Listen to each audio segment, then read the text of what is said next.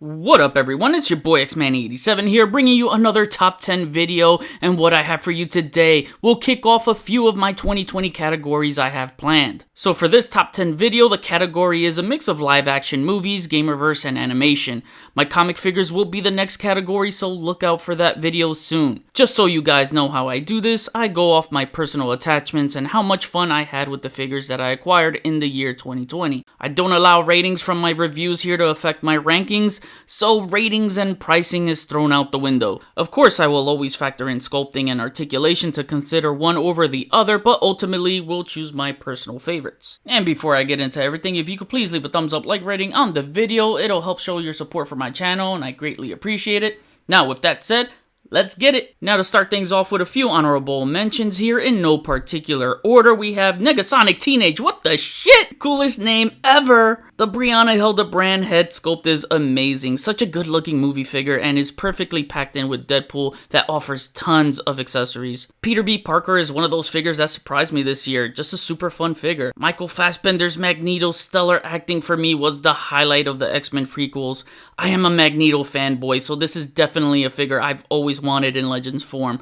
Really hoping Fassbender will be casted as our Doctor Doom in the MCU. Next we have Joe Fixit, based on the Gamerverse Avengers and not the comic. Still, this body is going to unlock some great comic offers for us with a House of X Apocalypse in a suit and a white suit 2-pack with patch. And maybe it could get away with an exaggerated hammer head, just to name a few. This is an impressive piece, no doubt. Then we have the X-Men jacket Wolverine. This is one badass figure. The sculpting, wash, claws, and head sculpt are superb. Love it. Then lastly, Stan Lee. I always wanted a Stan Lee Legends figure as I missed out on the 2007 San Diego Comic-Con exclusive one, so I'm happy to have this one, which is the better offer to me personally. After all, without him, Marvel Legends wouldn't exist since he established the Marvel Universe. Now, let's start rolling with my top 10 favorites of this category. Kicking things off, coming in the number 10 spot, we have the Deadpool 2 movie Domino. One of the first few Legends figures to come out this year featuring the pinless tech. As much as it looks great on the comic figures, looks even great if not greater on the movie figures to capture more of an authentic feel. Certainly touches a smoothness of realism, and Domino here makes it easy to fall in love with her looks. Both Sassy Beats head sculpts are as gorgeous as she is, and the sculpt follows suit. She has one of the best female movie bodies, which is surprisingly more articulate than most. She has one of the best female movie bodies, which is surprisingly more articulate than most, and some great accessories to have fun with that articulation, which will help capture some nice gun shooting poses. Truly one of my favorites this year.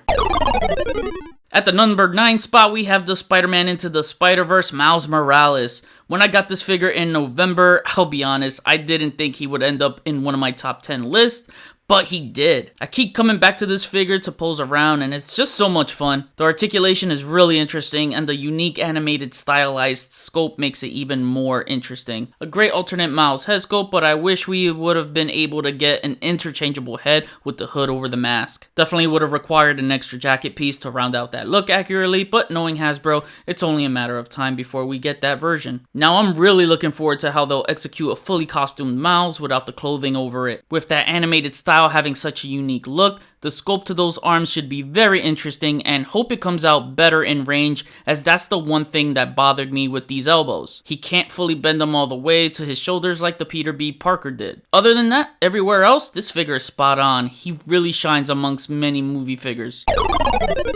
At number 8, we have the Deadpool 2 movie Cable. Another Josh Brolin movie figure we get here. From Thanos to now Cable, Hasbro really knows how to nail his likeness. The head sculpt looks great, but the only downside to it was a glossy face and a few gaps in some areas that looked funky, but if you get past that, you can clearly see the strong features this figure has.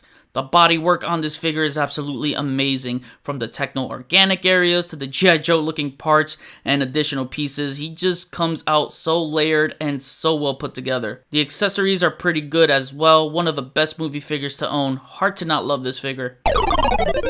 Coming in at number 7, we have Obsidian. the much needed upgraded version we deserve and the version we should have gotten from the beginning. But that's not entirely a bad thing now. It's a good thing because if you have the Obsidian bath, you can now shift that into your cosmic comic display to serve as a Black Dwarf comic version. The look is almost identical to that of his comic book counterpart. Now for this movie one, it is done right. Love the newly sculpted parts on the legs and torso, and adding on the Captain Marvel-like sash is so movie accurate. For accessories this time around, they give us this incredible war scythe over the Warhammer from the first one, and this is one gigantic weapon. This paint is not better than the first one, but it's still pretty good. Movie figures are 1000% better when they are released later with their final looks, as opposed to the early concepts that Hasbro is given by Marvel Studios. This is one of many examples.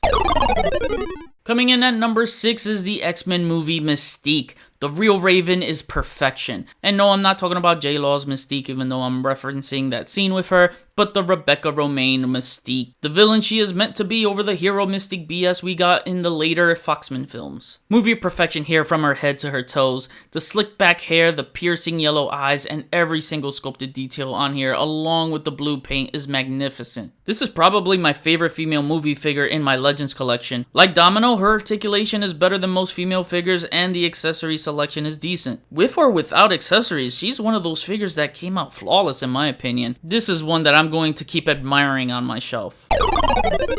As we are now entering our top 5, number 5 is the Gamerverse Abomination Bath. It's been a dominating year for baths, and this figure was one of my top favorites in the first half of the year. We get butterfly joints on a bath, which we haven't seen this POA since the Toy Biz days with their Giant Man Build-A-Figure, making it the first Hasbro bath with butterfly joints, and this is a great sign for things to come for more baths down the line. Really hope we get more of this, and on top of that, they gave him amazing articulation with a great diaphragm rocker, wide range of motion in the legs, and for a bath this size, it's overall impressive how they treated it. The sculpting is insanely beautiful all around, and I'm really hoping to see this body used again for an updated comic Abomination version. Hopefully with a pair of closed fists, because this figure could have benefited having those as alt hands. I know some collectors are using this to fill in for their MCU Abomination, which I also do hope we get that soon, especially now that Tim Roth is returning to reprise his role for the new She-Hulk series. This is one of the best baths and figures of the year. A bath with great posability will always rank high in my book.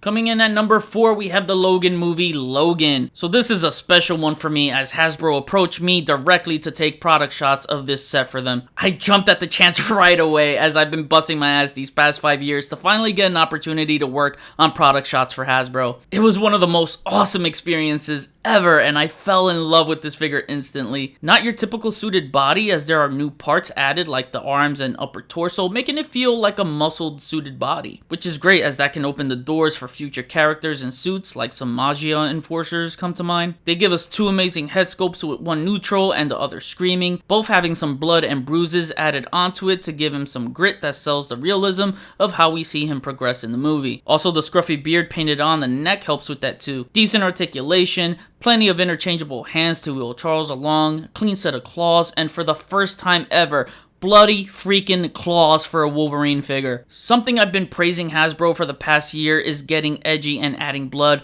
and for Wolverine, it delivers a major impact when doing photography and setting him up to slice and dice his opponents away. Another gritty way to sell the realism. All in all, this figure is the one that means the most to me on this list, so big thank you once again, Hasbro.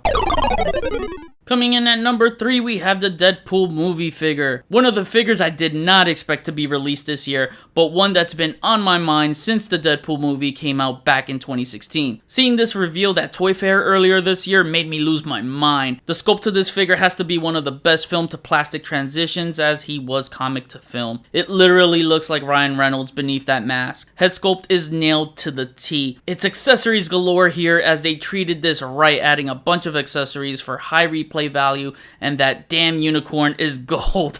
If you have seen what he does with this unicorn in the first film, then allow me to bring back my old intro catchphrase of, "This shit ain't for kids, bruh." Love how Hasbro kept outdoing themselves this year. The default guns they gave him weren't my preferred choice, much rather the guns on his holster, which were not removable. Yeah, I know there are tricks to get them out, but I shouldn't have to do that. Should have been available for us to use from the start. The katanas and daggers came out nice and have storage slots. Bunch of hands, which I love love, but I hate the fact that some have all solid black and some silver. I know that he had them both like that between the two movies, but I prefer it to be one color only, as it devalues the mix and matching by not looking consistent. Only wished he had a Ryan Reynolds disfigured head. If not, then a different expression for the mask. The red paint is so authentic you won't see him bleed, and the articulation is superb. Even though I never got around to reviewing this figure, trust me, if you saw me behind the scenes, I cannot put this figure down. Nor the unicorn. Wait, I don't think that came out right. No, it didn't. Move along.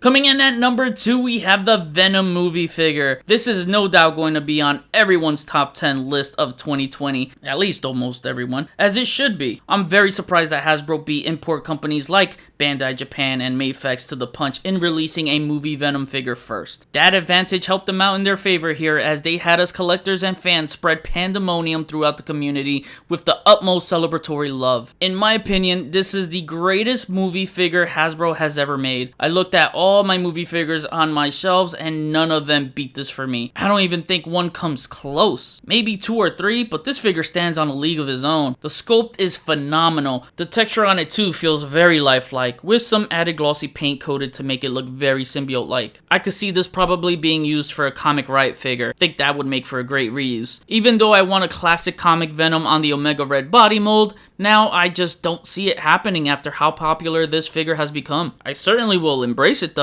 I'm happy we get 2 awesome head sculpts and 2 sets of hands for accessories. Would have been nice to see maybe a weapon attachment for limbs or tendrils. A half-covered Tom Hardy head would have been epic. The articulation is the best on a movie figure and one of the best for Legends overall, period. The double diaphragm joint puts this over the top. Hoping a Sam Raimi Spider-Man will have these same features. It just has to. The range of motion for a big figure like this is jaw-dropping. This being the best Legends Venom ever is debatable, but you won't get an argument from me if you say this is number 1. This figure will never stop entertaining you. Coming in at the number 1 spot, we have the Venompool Build-A-Figure. If there was a Marvel Legends Hall of Fame that existed, this figure would be a first ballot Hall of Famer instantly. This is one of those Gamerverse figures on my Legends wish list ever since I played the character in the Contest of Champions game. Hot Toys made an epic figure of his, and now Legends has made one for their line, so Venompool is off to a hot start in merchandise. Hands down, this is the sickest Legend sculpt of 2020. It blows everything else out of the water, being untouchable. BAFs have dominated this year, and this is proof. I think this takes down Fin Fang Foom and Sauron as Hasbro's best BAF made. Maybe Fin Fang Foom. I don't know. That's a tough one. He kind of gives me vibes from the Pit BAF of the legendary comic book Heroes line. Takes me back a bit to those Toy Biz days. That heft, top tier sculpting of a masterpiece, and excellent paint deco. I said it in my review that this is an instant holy grail in the making. The transition from video game to plastic translated perfectly. Proportions are perfectly executed. Here's a BAF with extra accessories with 2 sets of hands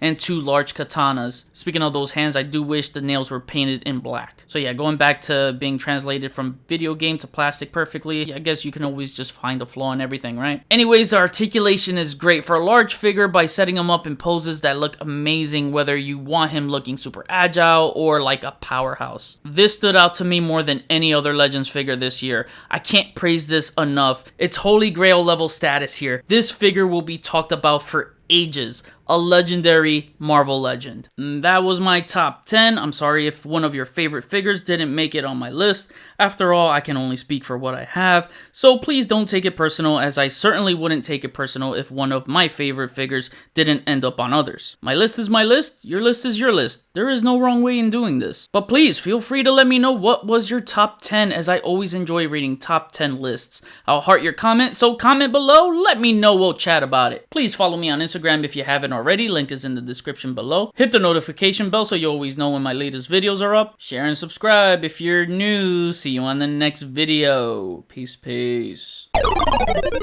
Did X-Man just say the Venompool sculpt is better than Sauron? Well, then it's time to strip that away, as it wouldn't be a top 10 video without the return of Naked Sexy Sauron!